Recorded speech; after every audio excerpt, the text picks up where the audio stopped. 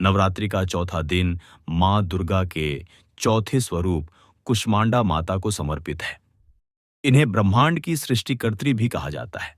कहते हैं, जब ब्रह्मांड का अस्तित्व भी नहीं था, चारों ओर अंधकार ही अंधकार छाया था, तब केवल मां कुष्मांडा की एक मंद मुस्कान से सूर्यलोक और ब्रह्मांड की रचना हुई। इसीलिए उन्हें आदि सृष्टि की जननी भी कहा जाता है। बहुत पुरानी बात है।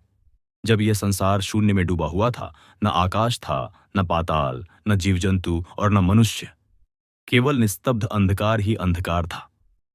उसी समय आदि शक्ति मां दुर्गा के हृदय से प्रकट हुई, एक तेजस्विनी स्वरूप में। उनका नाम पड़ा कुष्मांडा। माता ने अपनी आंखें बंद की और मंद मुस्कान बिखेरी। उस मुस्कान से एक अग्नि ज्योति प्रकट हुई और उसी ज्योति से सूर्य, चंद्र, तारे और ग्रह बने। फिर माता ने अपने तेज से 8 दिशाओं की रचना की, पर्वतों, नदियों, वृक्षों और जीव जंतुओं को उत्पन्न किया। संसार को जीवन देने के बाद माता ने उसे स्थिर करने के लिए अष्टभुजा रूप धारण किया। उनके 8 हाथों में अलग अलग वस्तुएं थीं। कमल, धनुष बाण, गदा, चक्र, अमृत कलश, माला और वर मुद्रा। ये सब इस बात का प्रतीक था कि वे भक्तों को धर्म, ज्ञान, ऐश्वर्य और मोक्ष सब कुछ प्रदान करती हैं। सृष्टि का निर्माण हो चुका था, लेकिन जहां सृजन होता है, वहां विनाश भी उत्पन्न होता है। एक समय की बात है, अंध का नाम का एक असुर उत्पन्न हुआ। उसके पास वरदान था कि वह देवताओं और आर्षियों को बहुत सताएगा। उसने तप कर शिव से शक्ति पाई थी। अंधकासुर ने अपनी विशाल सेना के साथ तीनों लोकों में आतंक मचाना शुरू कर दिया। देवता डरकर भागने लगे, अर्षियों के यज्ञ नष्ट कर दिए गए और पृथ्वी पर भय का वातावरण छा गया। सभी देवता मां कुष्मांडा की शरण में पहुंचे। देवताओं ने कहा, हे आदिशक्ति, आपने ही यह ब्रह्मांड रचा है।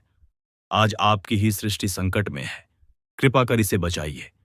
मां ने मंद मुस्कान दी और बोली, यह संसार मेरी ही संतान है, मैं इसे यूं ही नहीं छोड़ सकती।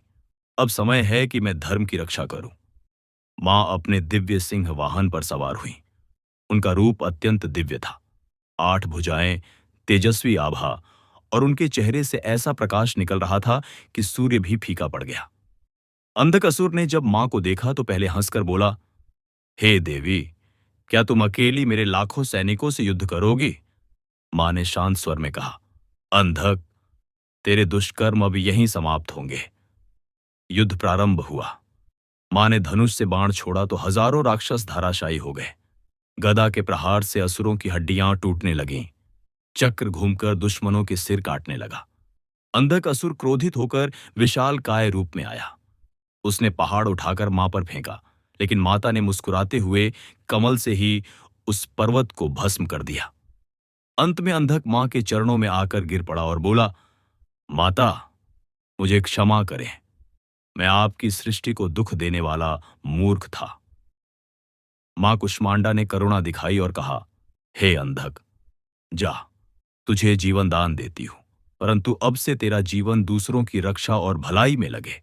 युद्ध समाप्त हुआ। देवताओं ने मां की स्तुति की और कहा, मां, आपने ही संसार को उत्पन्न किया और आपने ही उसकी रक्षा की। हम सदा आपके आरणी रहेंगे।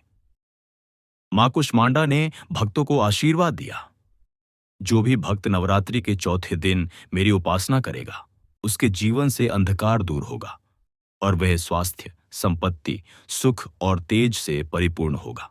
भाइयों और बहनों, ये कथा हमें सिखाती है कि जब भी संसार या जीवन में अंधकार छा जाता है, तब एक मुस्कान और विश्वास से उजाला फैलाया जा सकता है। मां कुष्मांडा यही संदेश देती है। असली शक्ति भीतर से आती है। नवरात्रि के इस पावन दिन पर यदि हम माता का ध्यान करें, तो हमारे जीवन से भी दुहक और भय का अंधकार मिट जाएगा और सुख समृद्धि का प्रकाश फैल जाएगा।